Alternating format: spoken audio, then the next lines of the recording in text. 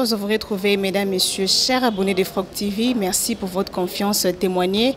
Dans l'émission Abino Bosolo Yamboka, pour le lot Zali Bongo Nandeko Ben José, Zali Bongo, Moko Katia Mouvement Citoyen et Chat, Pessimbo Tenayon Deko José. Mbote Ndeko, journaliste. Bonne Yo le kingai, parce que yo oza mupanzi sango, ngana za mtu apamba, mtanzela, donc yo za bien collé kangai. Yo za mobundeli ba valeur amboka. Na za obundela mboka, mais yo zo panza ba sango, donc yo za quatrième pouvoir na mboka, donc il faut za bien collé kangai.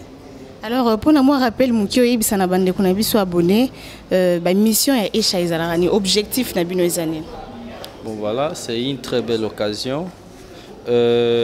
ECHA, d'abord par définition, c'est engagement citoyen pour le changement. Et Azali a d'abord 3 missions, dont sa première mission, sa mission principale, Azali, reprogrammation de l'homme congolais. Oyo Elini Goloba et parce que on suppose que l'homme congolais Azali le roi ordinateur. Prenons à titre d'exemple Oyo bâtir programme. Programme moi là, c'est un programme on dirait Azali programme mental, Azali mentalité. Et il faudrait, si nous voulons vraiment avoir un pays de nos rêves selon la vision de un pays plus beau qu'avant, un pays où tous les Congolais vont jouir des mêmes droits, où tous les Congolais seront égaux devant la loi. Il faudrait vraiment reprogrammer cet homme congolais à tous les niveaux, en commençant par même niveau constitutionnel, si à niveau assez. Reprogrammer cet homme congolais, donc lui doter d'une nouvelle mentalité, comportement, habitude et attitude, contrairement à Bizaleli Oyo ba hérité na Bakolon. Je vais vous démontrer une chose pour comprendre place ECHA mission na approche à ECHA. Prenons exemple, il y a création de parti politique na Mboko, madame. Pour ba parti politique ils en Mboko, voilà qui ba belge, baye, ba tali Lumumba, ba tali Kassav, ba ici par non.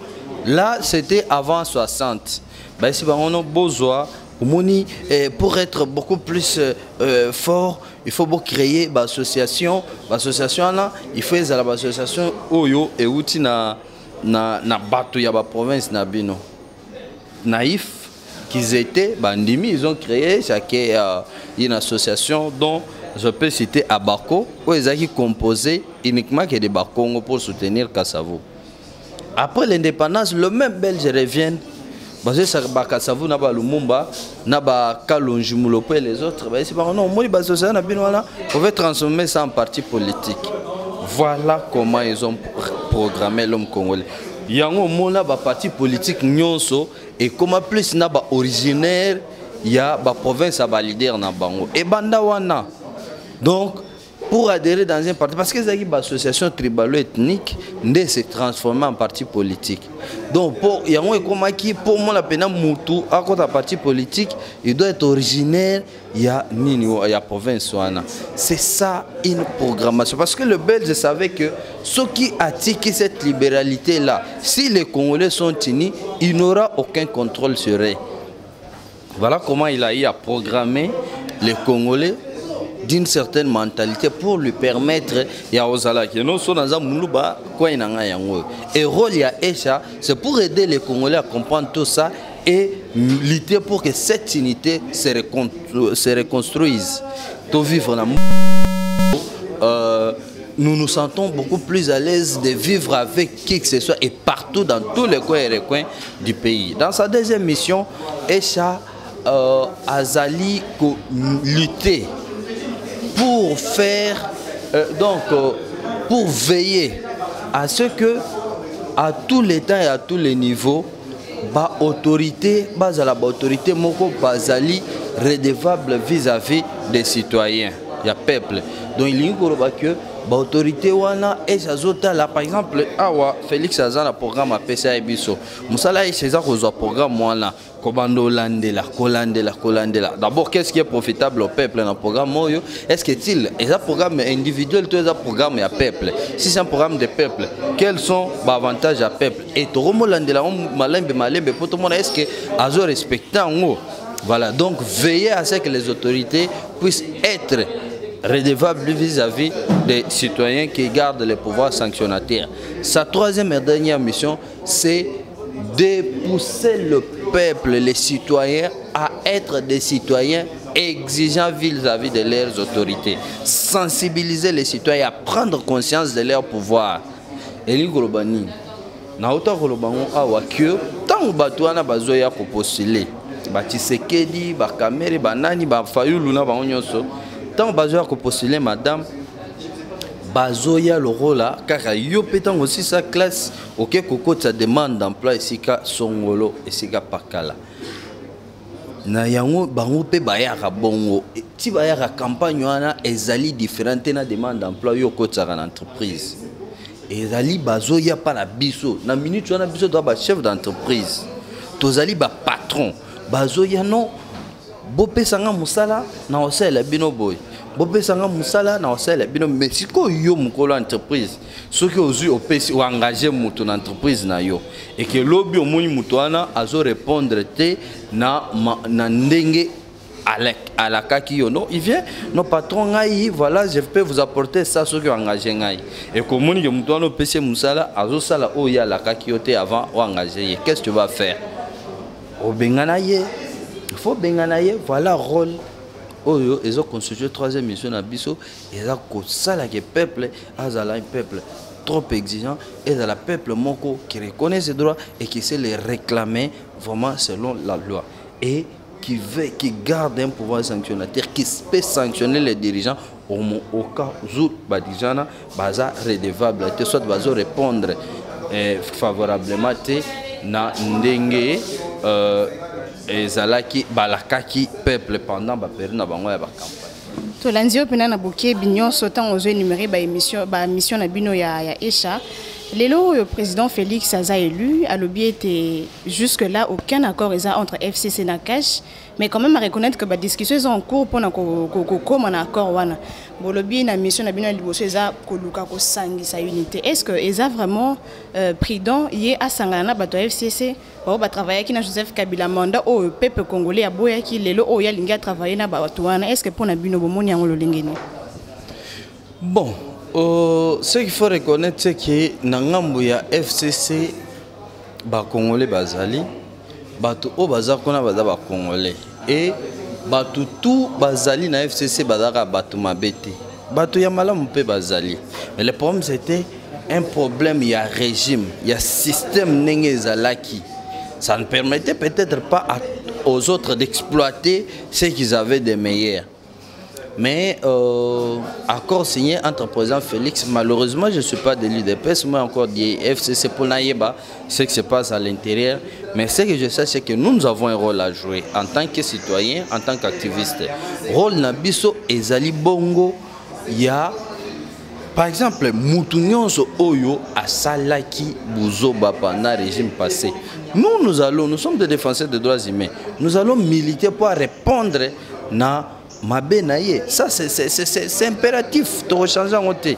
Mais en termes d'unité, pour renforcer l'unité, je crois qu'il ne serait pas mauvais au président Félix de choisir quelques personnes à FCC au Bazali qui représentait certaines valeurs, au Bazali capable de quoi porter et l'euro y a bien. Ce qui compte, c'est la tête, madame. Ce qui compte, si le président Félix a rigoureux, a strict. Tout le monde, Baoya, que ce soit ministre, qu'il soit ici, ni de l'Est ni de l'Ouest, à Kolanda ligne. Parce que le Premier ministre exécute la vision du président de la République. Donc tout dépendant de ce que le président de la République a collé ça, comme là. Parce que c'est ça. Et dans FCC, il y a bien peu Bazali. Ce que nous voulons est que Moka est tombamate. Est-ce qu'il y a du mal? Si pour sauver la nation, il faudrait qu'on soit quelques personnes à FCC pour travailler là, si vraiment c'est pour l'intérêt de la nation. Ce qui nous inquiète, ce qui est d'abord l'intérêt privé, il y a un autre pays qui pas.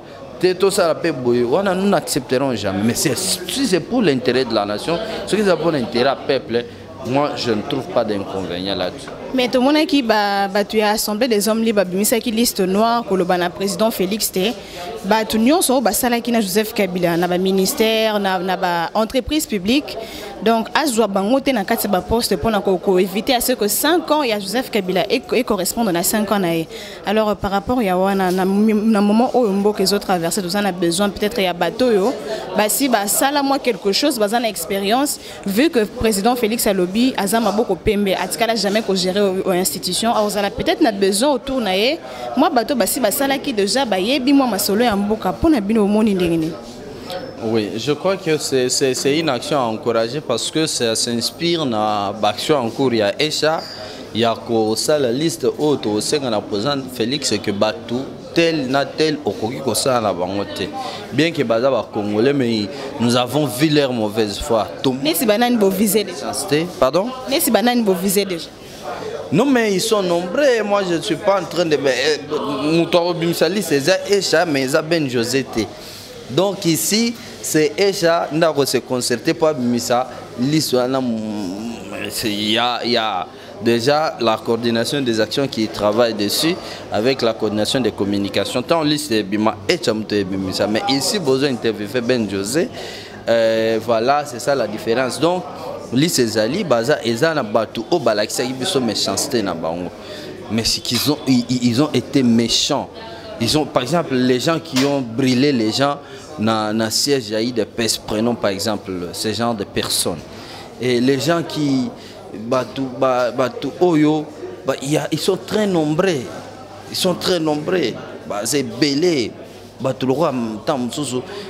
je me permets, par exemple, Kansongo, par exemple. Ce sont des gens qui nous ont tués, ils ont tué aussi, ils nous ont torturés. Ils ont gratuitement. Plusieurs fois, ce ne sont pas des gens dignes. Il y a des bombes qui nous battent, il faut travailler non plus. Mais la liste viendra et ça sera une liste raisonnable et réfléchie. Il y a Batu Oto, Yebiki na Mozindo, Penakati, Batu Oyo, Batu Mabe, Batu Basali Pena Mabe, Mabe Makasi. Toujours continuer na yonde ko José Sikoyo. Tout le Bernatine a revendication véritable à urne ou la mouka a continuer chaque jour qu'on revendique.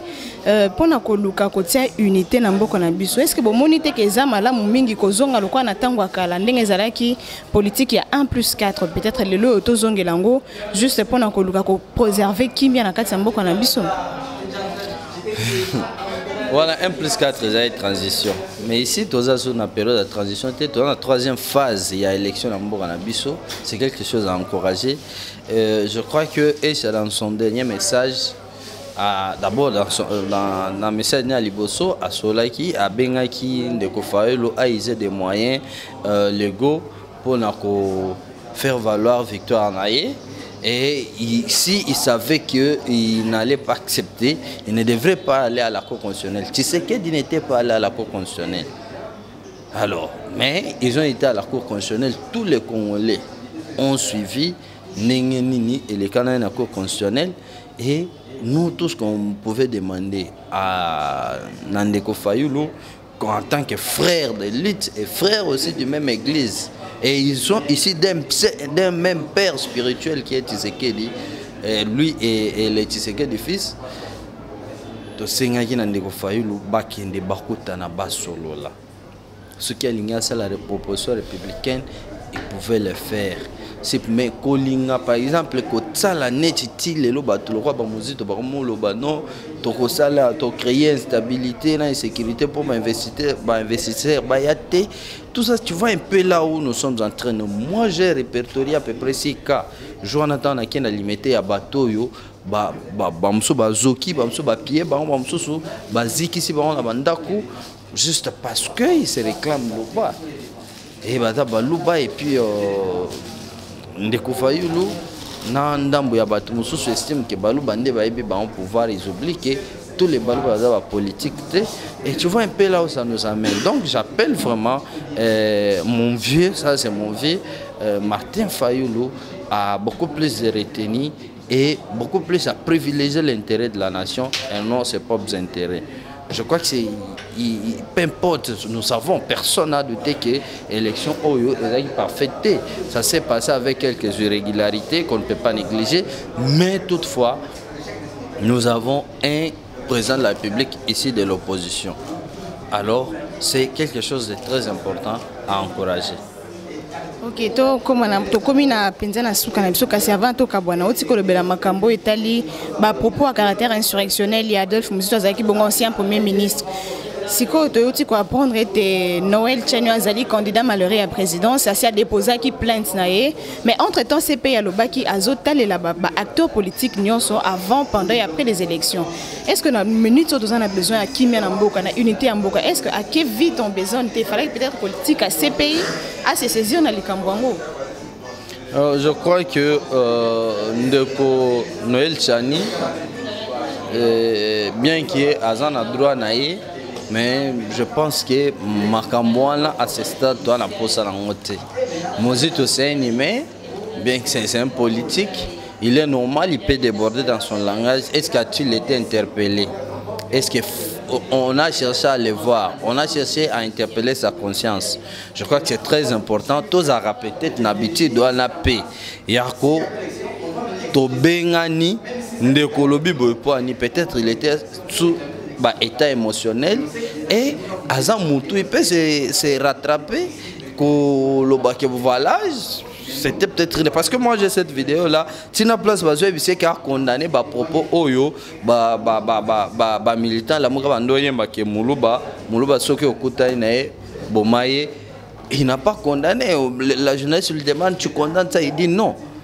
Donc c'est peut-être quelqu'un qui a parlé sous d'autres états, sous les états émotionnels. Mais je connais bien Muzito, qui est un homme très intelligent.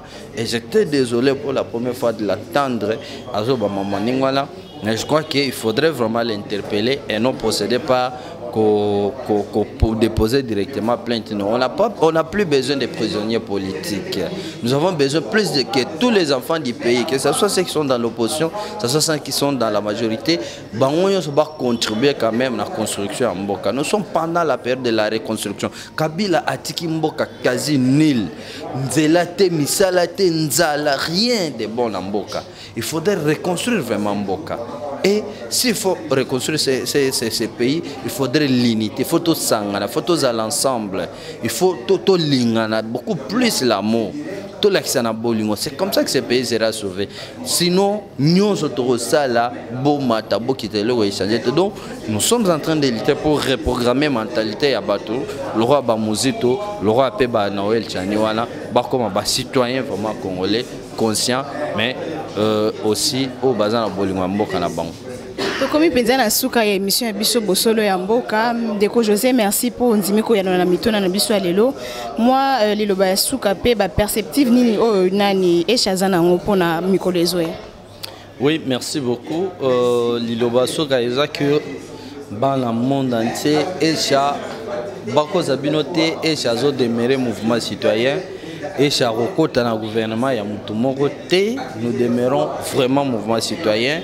En termes de perspective, quelques activités, et ça, les d'ici là, d'abord, nous avons notre retraite nationale, auto-organisée chaque année.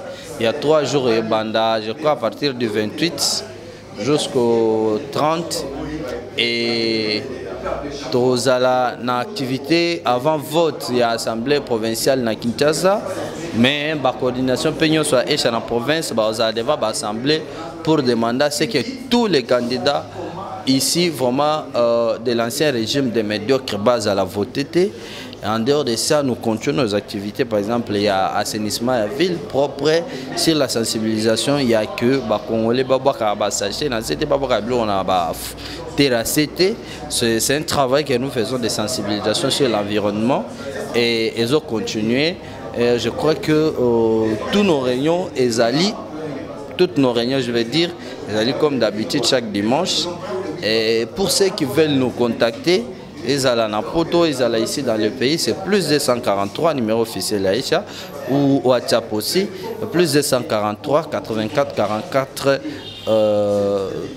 66 101. Donc 00243 84 44 66 101.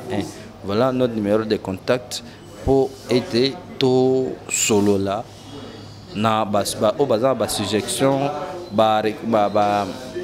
remarque, mais comme ça la biso pour améliorer vraiment façon il y a lutte na biso désormais. Bendeko balandi awa ndeto sukisi émission ya biso ya mokolo lelo bosolo ya mboka to yambaki bongo ndeko Ben José azali bongo moko okati ya mouvement citoyen to bengi esha engagement citoyen pour le changement. Ngai na bino to kaboni awa to pesi matonzi mingi na Didier Mbongo yazalaki bongo na kati ya réalisation to kutani bongo na mikolo ezoya.